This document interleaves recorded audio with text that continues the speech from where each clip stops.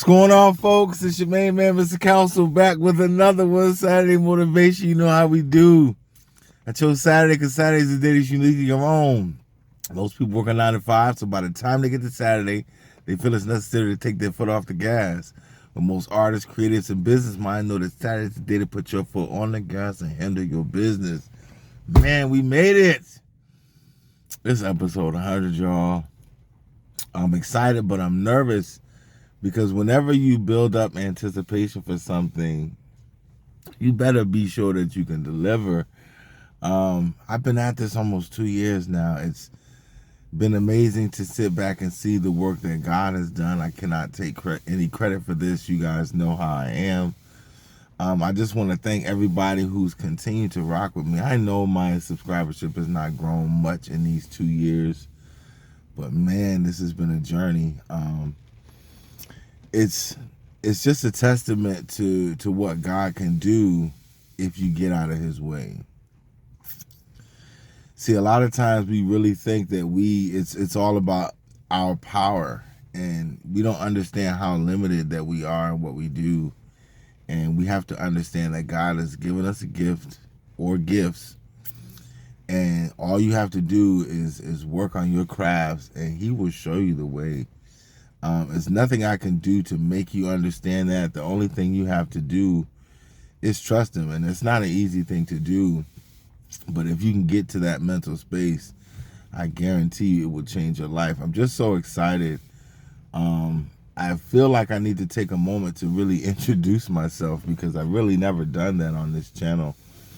A lot of times you go around and you listen to people and you wonder who they are and how they know what they know and why you think you're an expert in what you talk about. And so I just wanted to take a few moments before I dive into my topic just to introduce myself. I'm Mr. Council.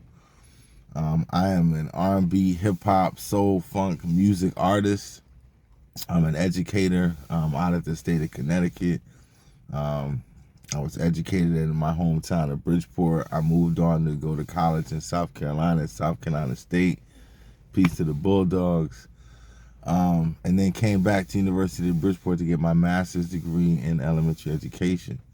I've been an elementary school teacher for the better part of 20 years. And I've also been doing music for that same amount of time.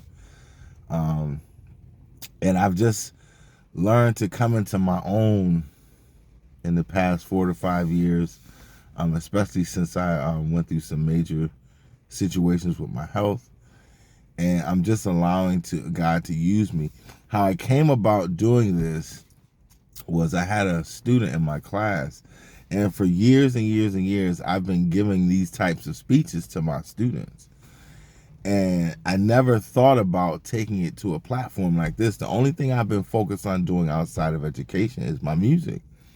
But a couple years ago, say a few years ago, right before the pandemic, I would say, one of my students, I was giving one of my speeches. You know, my kids know I'm long-winded. And once I get going, you know, sometimes I have a sense to be really inspirational. And one of my young boys in the class was just like, Mr. Council, you need to be a motivational speaker. And at the same time, I had just started listening to motivational videos because I was trying to begin my weight loss journey after I had my heart attack. I was beginning a serious weight loss journey. And during the pandemic, you know, when the gym shut down, you know, you can't go to a place and find yourself and find your peace and find your way to work out. I started doing home workouts, and home workouts are really hard, especially if you're overweight, because you don't have that motivation. And so I started with a push-up challenge, and that's what got me going, and then just the ball rolled from there. But what got me through every day was motivational videos. Listening to Les Brown, Eric Thomas, David Goggins, you know, even Matthew McConaughey. I mean, The Rock. It's so many guys that I heard doing this. And I felt like I had a voice. I had something to contribute in this space. And now here we are 100 episodes later. I want to also shout out my brother Easy Blues. He just lost his brother. I can imagine what you're going through. I just want to tell you I love you. But it was really also him who inspired me to get this kicked off, because he took me to his spot where he has his business, and his partner, I was telling him how I wanted to do these lives and all that. He was just like, you're not going to do it because you're just talking about it. And it made me think, like, he was like, you're never going to get started. And that very next week, I started my first Facebook Live doing this.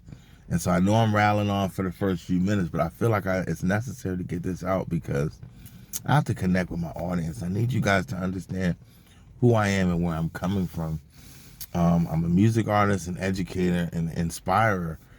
And I've just walked a journey that's been so amazing these 44 years that I've been alive. God has shown me so much.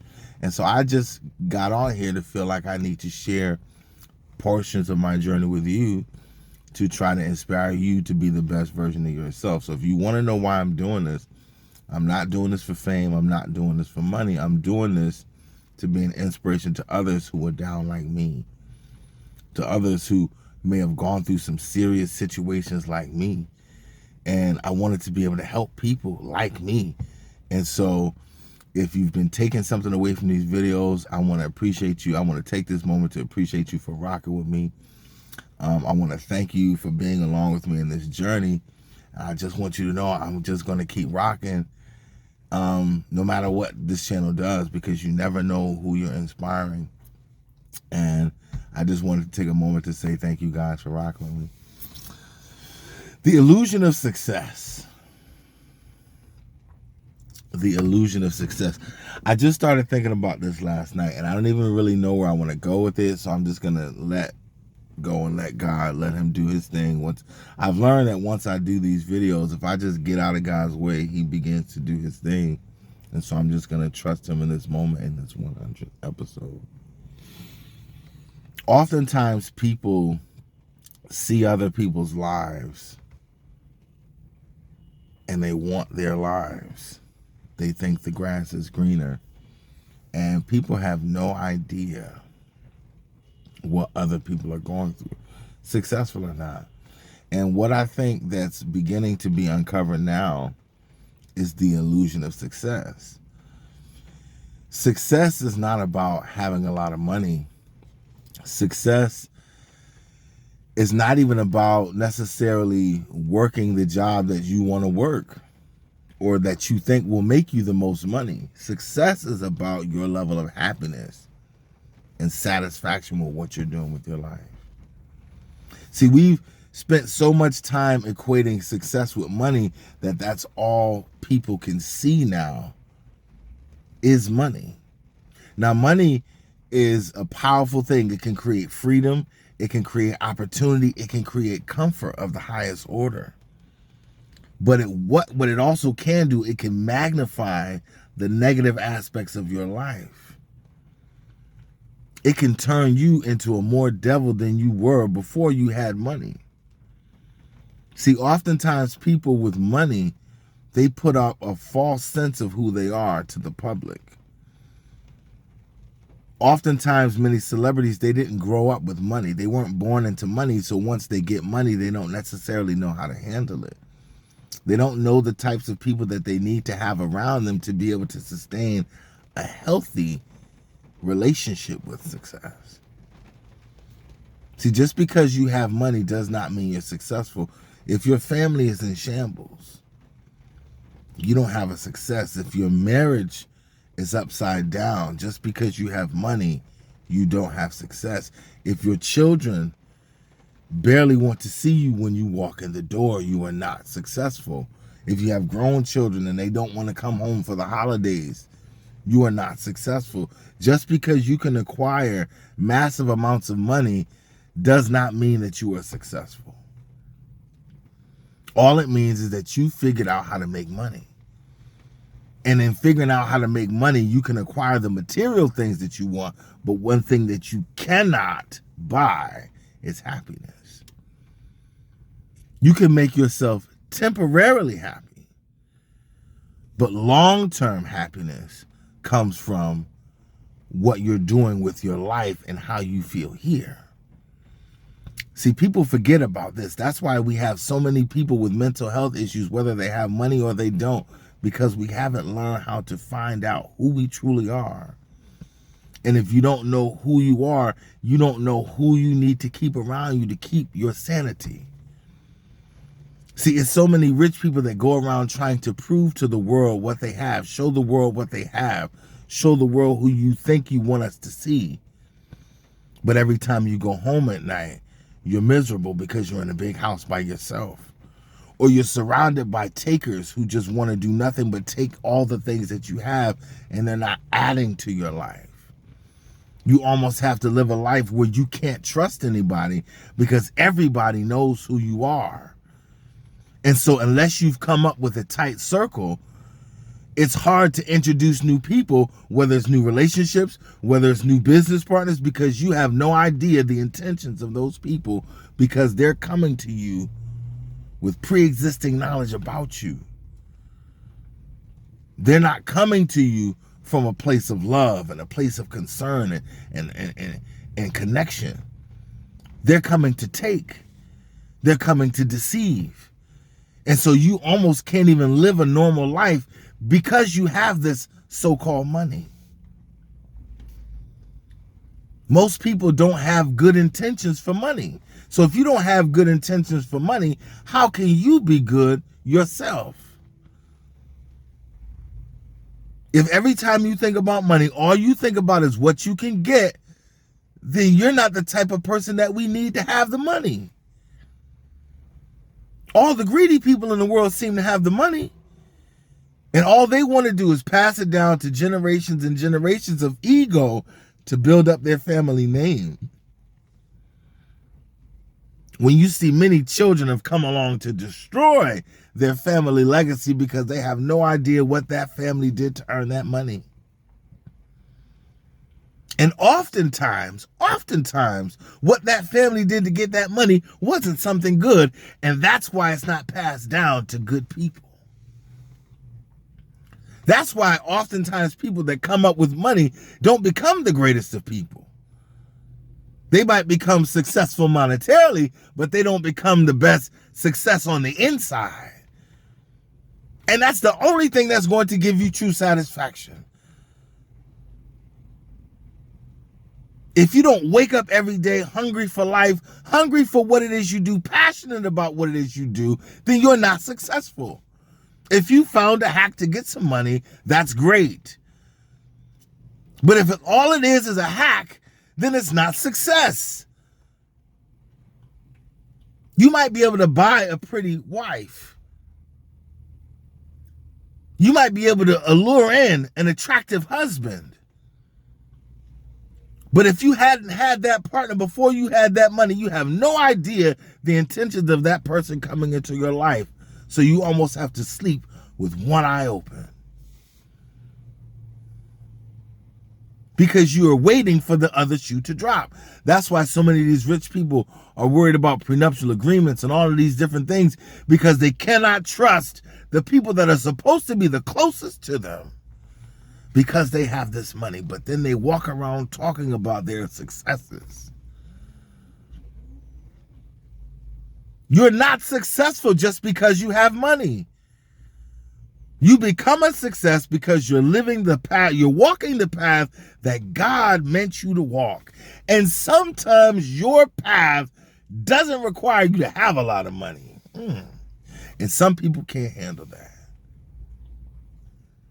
Some people can't accept the fact that their gift from God isn't going to lead them to monetary success. Everybody now thinks that they can become a millionaire or a billionaire, and everybody is not meant to handle that kind of money.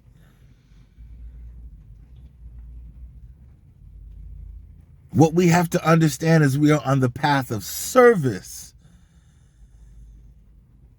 And you might discover that your contribution to service is not going to make you a lot of money.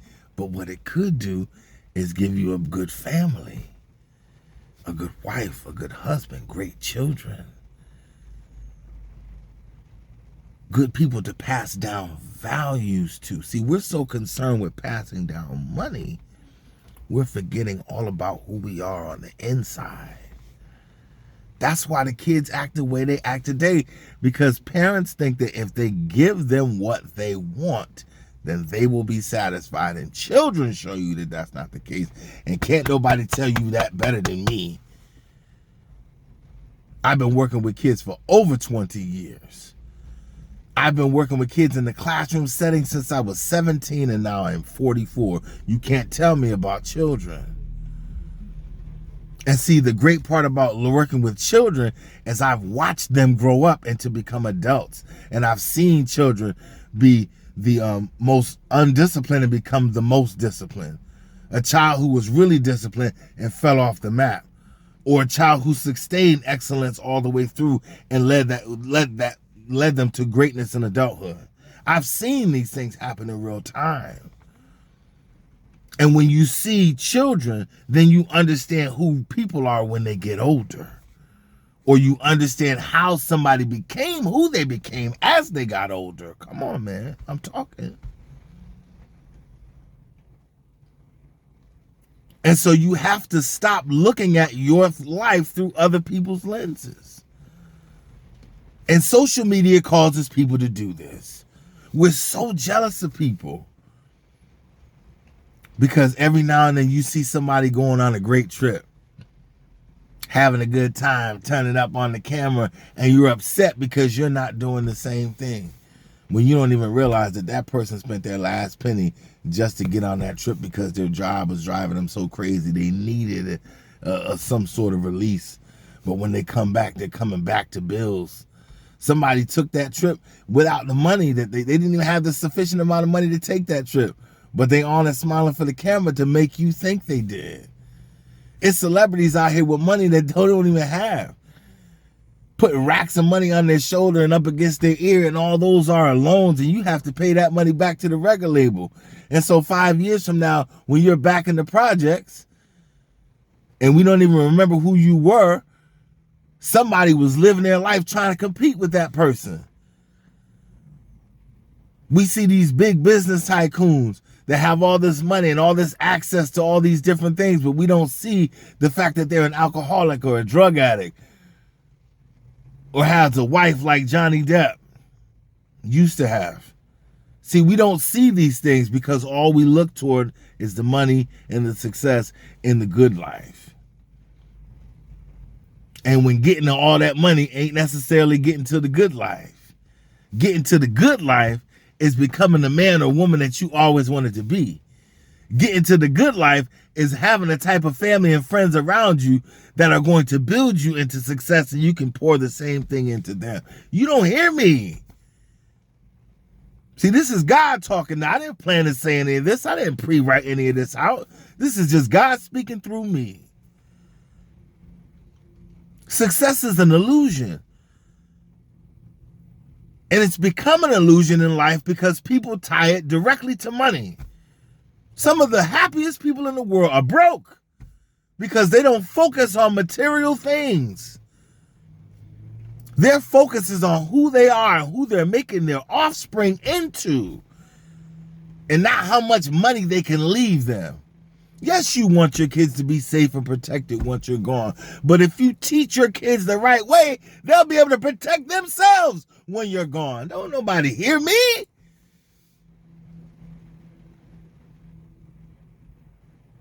You got to understand that the power of God is real. An illusion is a real thing.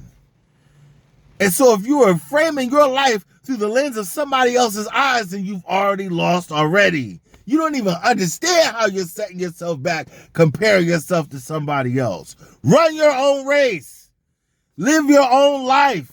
And focus on the person that you need to be. And God is going to bring everything to your life that you need. But if you keep focusing on the money aspect, you're never going to be satisfied because there's always going to be something else to buy. How many cars can you have? It's people out there that got fleets of almost 100 cars. They can't even drive all those cars. They can't even enjoy them, really. You need to have 100 cars when somebody out there can't even afford to take the city bus? Is that the kind of people we've become? To just keep acquiring and keep acquiring and keep acquiring things. Is that really who we are? Yes, that's really who we've become. You know, I love how they say after a mass shooting, this isn't who we, this is exactly who we are. Or when somebody gets into a bad relationship, I don't deserve this. No, this is exactly what you deserve. Because that's who you are. Now, that doesn't mean you have to stay that way. That doesn't mean it's over because you've made mistakes. That doesn't mean you can't improve and get better because you've been in a desolate place. What it means is you need to recognize where you are and what you need to do to be better. And understand that your life will never be better until you're living through your purpose. So if I can motivate you today, don't get caught up by the illusion of success. You have to find a different measuring stick for success. You have to understand that the power of success comes from here and here, in the people that you surround yourself with. If you have to look over your shoulder every 5 minutes for who's trying to take what you got, that's not success. If you can't come home and your kids run up to you because they're happy that you're there, you're not a success. If your wife doesn't look to you as a leader and is ready to love on you and excited that you're there with her in this journey, you're not a success. If your husband doesn't want to work tirelessly to take care of you and continue to do for you and provide for your family, and you're always at each other's throats about something, you're not living a success. So how are you measuring your life? Are you measuring it monetarily? Or are you measuring it by the value that you give the world and that the world gives you in return? Because if you're not, you're making one of the biggest mistakes you could ever make. So understand that that money and success are not synonymous. They are not. The only way it enters into the equation if that money that you're getting is making you a better person and allowing you to breathe life and pour life into the world, not just the people around you, because we're here for each other, and we've lost that. COVID divided us even further. And now we're in a tailspin trying to get our lives back together, but we're doing it the wrong way, because now that we've come out of this disease, only thing that everybody's focused on is getting to the money. But not too many people, I should say, are focused on getting themselves right here and here and here. And when I say here, I mean your soul. So if you want better, then be better and stop worrying about that money. Because the better that you become here, the better you see the world around you. And then that's when God provides all that you need, and then you are truly satisfied on the inside. This is episode 100, y'all. We just getting started. I want to continue to thank you guys for rocking with me, and understand I'm going to be back here every week that God breathes breath into my body. Because I need us to be better. I don't just want us to be better. I need us to be better. And I don't want to just necessarily be a person that's trying to take credit for those types of things. I just want to be a part of the process. And I'm so thankful for how God is using me. Let him use you. And he will. All you have to do is continue living through your gift. And he'll use you exactly the way he needs to. And it will give you more fulfillment than you've ever experienced in your entire life. That's my time, y'all. Peace to all my people in the struggle.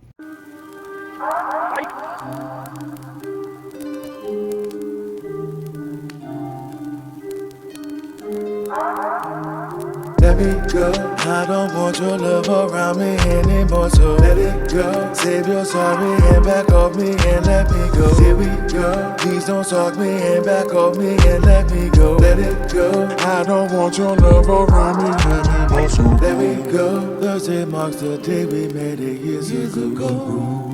On that day I felt I met incredible. Can't tell me she wasn't just for me for sure.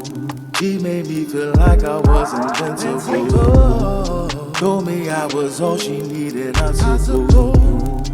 Guess all that she needed was my banking info. Found out she's entangled with some other guy. Now I know for 8 years that she told me that. Baby girl, I don't want your